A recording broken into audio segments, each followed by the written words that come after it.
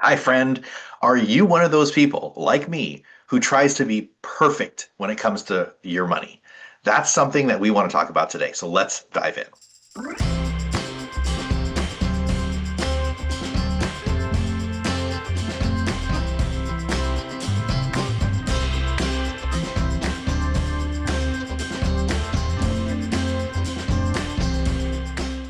All right, Mike, I don't know about you. I hate making financial mistakes. I hate it. Wasting money, spending money I'm not supposed to, or I think, oh, I shouldn't have done. Like making that mistake or not being perfect with money is like bred into me.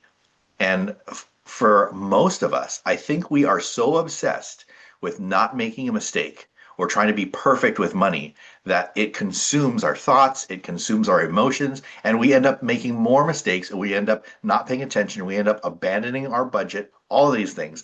Are you like this at all? Yes, I mean, I can go so far as to say, like, I don't even like making mistakes. Full stop. Put a Oh, period at the end of that, in right? general, yeah.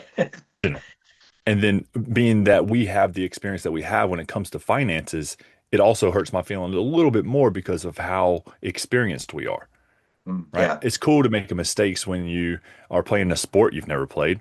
I'm trying to learn how to play pickleball. I make mistakes. I don't like it, but I don't beat myself up as much as I do when it comes to money. And maybe, if you're listening to this, maybe you're similar. But yes, I can definitely relate. I don't like making mistakes. And how does that transfer into the future Mike or the future Jason?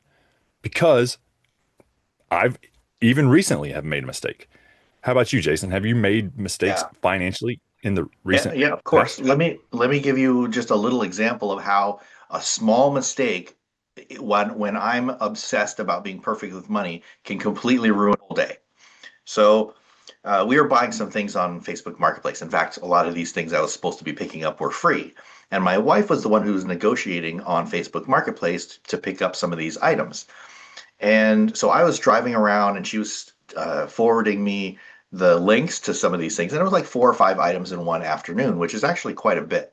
And I was at the third or fourth location and I couldn't click the link because of the cell service. It just wasn't going through on my phone. So I couldn't click the link, but she sent me the address. So I go to the address and I knock on the door, and this lady comes in, and I said, I'm here for Facebook Marketplace pickup. And so she gives me the item, and then I start walking away.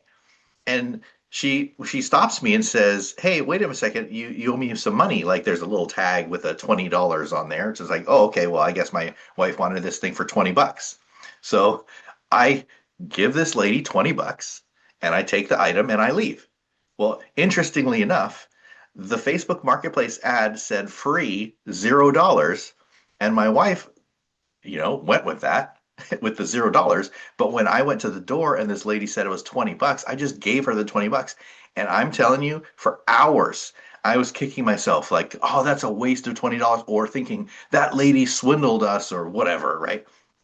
All these different things. And so this $20 was like eating me alive for hours and hours and hours, like the rest of the day. And I was thinking, oh, that was a mistake. I should have ask more questions. I should have been able to click the link and look at what the situation was so I could navigate that conversation. I should have spoken up and asked the question like, hey, wait a second, is this not for free? This is actually cost money? Like asking some of those questions. And so I think that whole idea of I'm trying to be perfect with money, I can't waste any money, I can't make a financial mistake, that caused me to lose a whole day for $20. Now, Mhm. again, $20 is a lot of money for some people. But in my situation, in that moment, $20 is not. I dropped $20 on food. I dropped $20 on, gadgets. I dropped $20 on all kinds of things and not even think about it. But why did that financial mistake, that $20, really rip me for multiple hours? I think that's what we really wanted to address today. And like, what is some solution? And Mike, Mhm. let's put on your coach hat for a second. I'm your client and I'm talking about how I wasted this $20. I got swindled, or I should have been better. I should have known, and it's eating me alive. Well, how would you coach me in some kind of solution to where I shouldn't obsess with trying to be perfect with money? All right.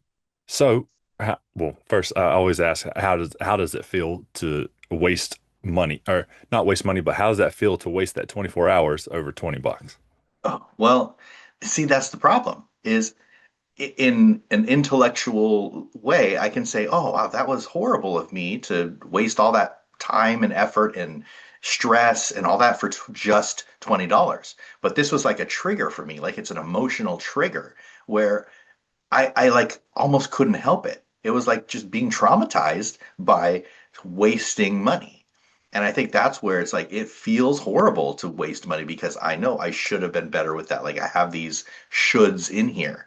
And that's where it's really painful, even though I can exercise myself out of that situation and say, yeah, you know what, for $20, you probably shouldn't have wasted or probably shouldn't have um, derailed your entire day, you know? I agree. And look, I know I've done this with a bigger amount of money, specifically with Facebook Marketplace as well. I went out and I bought something that I thought was going to be an expensive, nice. It was also a deal compared to a brand new microphone. Well, I got it, thought it was a good deal, got the microphone, didn't work. It didn't work at all. And that hurt my feelings. And I too spent a lot of time on that. And even if it was 24 hours, it's been years ago, but even if it was 24 hours myself of dwelling on it, I reframed it. And for me, what worked for me was I ended up just putting that towards my giving allocation of part of my budget. I just gave this person the 80 or $100, and that's where I chalked it up to. Yeah. But okay, you're experienced and you have some of this like life well experience to be able to jump to that conclusion of saying, okay, I'm going to process that and I'm going to choose to put that into my giving, and I've given that person the $80. But what does that process look like for you? Because most people can't just jump right now because they don't have experience to jump from I feel swindled or I wasted money or I'm such a horrible person because I did waste that money, jump to, well, it's all good now and I can just put it in a different category. Like, what is that process? Because you went through an emotional process, but what is that process? Or do you even know, or you just do it automatically now? I think over the years, I've been in personal development for 10, 15 years at this point. And quickly, it's about reframing in the sense of see it as it is. First is how bad is it?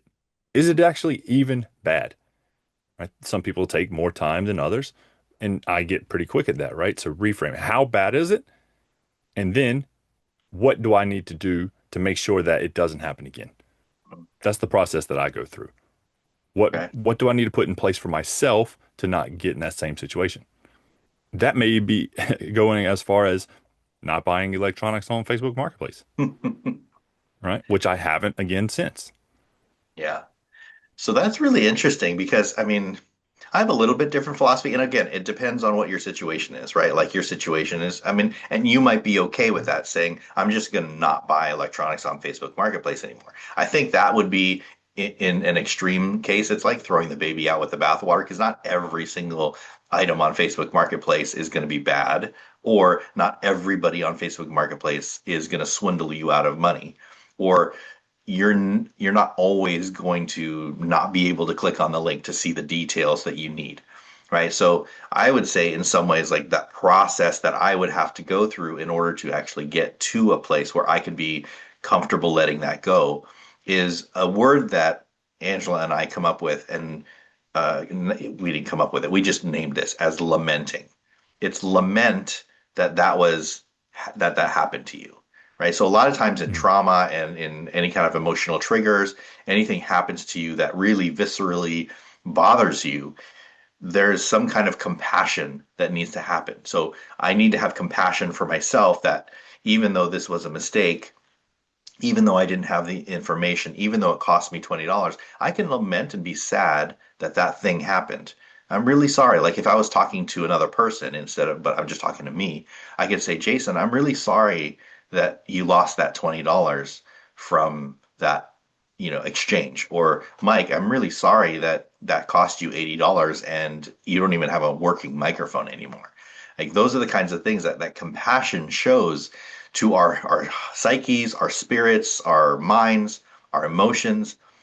that compassion or lament really helps name the problem that I feel I feel angsty about, and then I can actually release some of that angst and some of that anxiety and saying, yeah, you know what, I did quote unquote waste $20 or it cost me more than I thought, but like it's okay. Not that everything should be fine, but it's like it's okay that these things happen. Like we talk about it all the time. Mistakes are part of life. You can't expect to go through life with making no mistakes. That doesn't happen.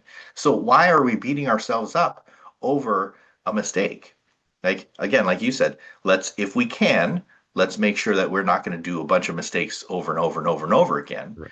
But there's no way that you can have so much information that you'll never make another mistake, even in the same industry category, whatever. So I might Mhm. make the same mistake again, but if I can give myself that compassion, I can give myself that lament and say, "Gosh, you know what? That's really stunk. I hate losing money, or I hate wasting money." Okay, let's push that reset button. You know, like how what was it, Staples, that they had that reset button, do over. I think like sometimes I walk my clients through that. Like, okay, that month was a disaster. That's okay. It's not that okay that like, all the bad things happen, but like, you know what? Let's have some compassion. Let's push the reset button and we try again. Kind of like the riding the bike, right? You fell over, when you were a kid learning to ride a bike and oh, I'm really sorry that you scraped your knee. You know what? You let's keep going. Let's try it again. And then you did it again, and then you did it again, and then eventually you learn how to ride the bike, and you're like, you know what? I might fall again, but I know I got the knack of this. I can do this. And I think this is the same thing with money. Have you found kind of the same thing? Yeah, and I jokingly ask myself and other people as well, but the question of, but did you die? Did you die? Is it really that bad? Right? So Yeah, just trying to make it lighthearted in a funny way of realizing, oh, no, I didn't die. I didn't lose my entire paycheck, or I have $0 in the account when it comes to what were these examples. Did you die? It's going to be okay. You're going to yeah, move on. And just like you said, try not to make the same mistakes over and over. You want to yeah. learn from them. Yeah, and I think to your point, the bigger the mistake or the bigger the dollar amount that you quote unquote wasted or lost, the more that we would tap into, okay, the analyzing. What happened? What can I do differently? What do I need in the future? All those. So in our couple of examples, right, my $20 and your $80. Like in the grand scheme, yeah, of course we're not going to say, oh my gosh, I can't put food on the table now. Or, oh my gosh, like I'm going to go bankrupt over this. That's not the case. But what if it's thousands of dollars? Or in some cases $10,000 that you've quote unquote wasted or lost or got swindled out of. Because I can think of another example where I didn't have enough information and people took advantage of us and we lost, 15 to $1,800 in one of our moves. I mean, I was angry for months, maybe even years. We moved in Wow. 2021. Now it's 2026. I still have that like you I can't believe that company, swindled us. And then they went bankrupt and then we never got our money back, right? There are times that it costs us that kind of money. I go through the same process, lament, compassion of I'm sorry that that happened, and then similar to you, what do I need to do in order to not get into that situation again? Because there are things that I could have learned from that. Like, oh, yeah, you know what?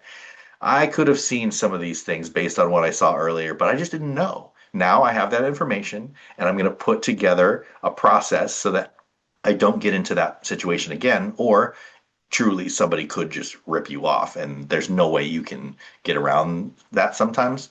But as much as we can, we give ourselves that compassion and then we reframe, right? Like Mike is talking about, we reframe. It's like, okay, yeah, I lost $1,800, but did that bankrupt me? In some cases, that might bankrupt you. I don't know. But in my case, that really stunk and I had to rebuild some stuff. So I need to make different choices. And that's where the budget comes in so handy because I can say, you know what? I'm down $1,800. What do I need to do to recoup that in other areas? And this is why we put together the ILMA budget and debt elimination course. You can check that out. But if you put the budget together and you know you have X amount of dollars coming in and you're really organized, I can make up for that later on. I could sell some stuff. I could cut costs on other things. I could do the things that we talk about all the time so that eventually I can make up that $1,800 and I'm not in the poorhouse because of it. Anything else, Mike, on that part or that example that I just gave of how I can actually process through that when I'm losing 1,000 or 2,000 or $10,000? Yeah, it's irrelevant of the money, in my opinion, just because of now the experience that I have. The $20 lesson or the $200 lesson or the $2,000 lesson, I like to learn from that because, and for myself, I believe that that's going to help save me from the $10,000 lesson, the Mm, $100,000 lesson, right? mm, I paid this amount. Dave Ramsey says stupid tax, right? I paid this tax on myself to learn to never do that again. And we talk about that. Again, Jason just mentioned the debt and budget course. Man, get in there, get organized, and we look forward to you winning with money as well. We'll see you in the next episode.